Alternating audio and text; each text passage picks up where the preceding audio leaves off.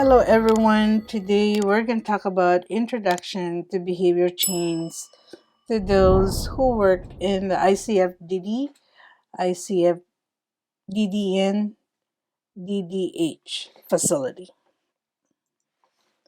So the main points of this in service is that behavior change is a process that occurs over time. Behavior change is a systematic approach that utilizes an analysis of targeted behavior as well as the implementation of specific techniques to modify that behavior. Behavior is defined as an action that is observable and measurable. If behavior is described in terms that are not observable and measurable, people may develop different interpretations of a situation or event. Specific criteria should be used to make decisions about whether or not a behavior should be changed. And written information collected on a specific behavior prior to the implementation of a specific behavior change strategy is called the baseline data. Behavior is learned and may be affected by past experiences, changes in routine, the type of instruction an individual is given, the individual's ability to understand that instruction, the individual's ability to communicate basic needs, physiological conditions, and environmental conditions.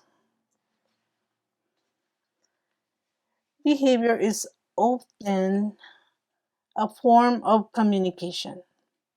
Once the message of the communication is determined, the process of developing alternative means to communicate the same message can begin. And the functions of a behavior refers to what a person attempts to gain or communicate through that behavior. So the function or functions of behavior may be to get attention, give information, avoid an activity or task, express boredom or frustrations, gain sensory stimulation or physical contact, get permission to engage in an activity, or request assistance with a task or skill. Behavior can serve many functions for the individual.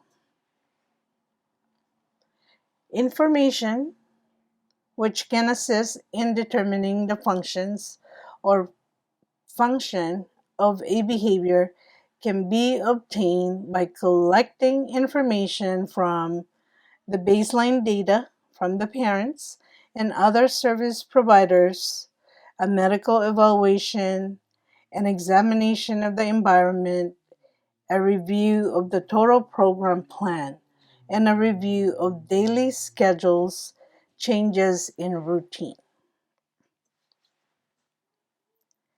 The aversive approach to changing behavior utilizes the application of painful, humiliating, or restrictive procedures. Aversive procedures have some of all of the following characteristics: obvious signs of physical pain, potential or actual side effects, or dehumanization of the individual. And there are several implications of aversive techniques that support the reason rescue or other type of facility does not allow their use. Non-aversive procedures are based on the principle that behavior serves a function. They address the function or functions of the behavior and work to teach alternative means to achieve the same purpose. They are respectful to the individual and are ethical and more humane. Reinforcement is the application of a stimulus or event following a behavior that results in an increase or maintenance behavior. Reinforcement plays an important role in the process of learning by providing feedback to the individual about his or her behavior. Different people have different preferences. Therefore, reinforcers should be selected specifically for each individual. Program documentation is a written record of the occurrences of the targeted behavior or behaviors during program implementation. A comparison of the baseline data to the data collected after program implementation will help to determine program effectiveness. So when documentation indicates that the behavior is not changing in the desired direction, several factors should be examined. Staff or caregivers play an important role in shaping and changing an individual's behavior by modeling the desired behavior, providing feedback and encouragement, consistently implementing formal behavior plans, providing opportunities for practice and generalization of new skills, and providing environment, activities, and expectations that are reasonable, interesting, functional, challenging, and flexible. So, behavior change is a systematic approach which utilizes an analysis of a targeted behavior or behaviors and the implementation of specific techniques to modify that behavior. Behavior change cycle. You start with identifying the behavior, you assess the behavior, you determine the function, develop a teaching strategy or plan, implement the program, document progress, you review the data, and then you revise and maintain the plan. Your role as a worker or a staff or caregiver.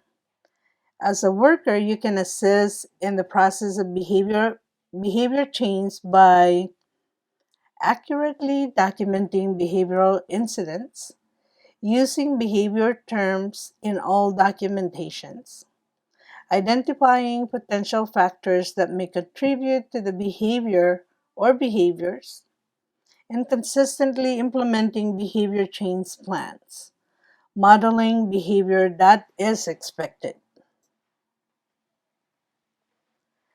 As a worker, you can also provide positive feedback and encouragement for appropriate behavior or behaviors, and providing activities that are varied, flexible, interesting, and functional. And why the use of behavioral terms? Behavioral terms allow for clear, concise communication, and inaccurate assumptions may be made when using words which describe feelings and judgment about how a person is acting. Being able to measure behavior allow us to determine whether the behavior is increasing or decreasing over time.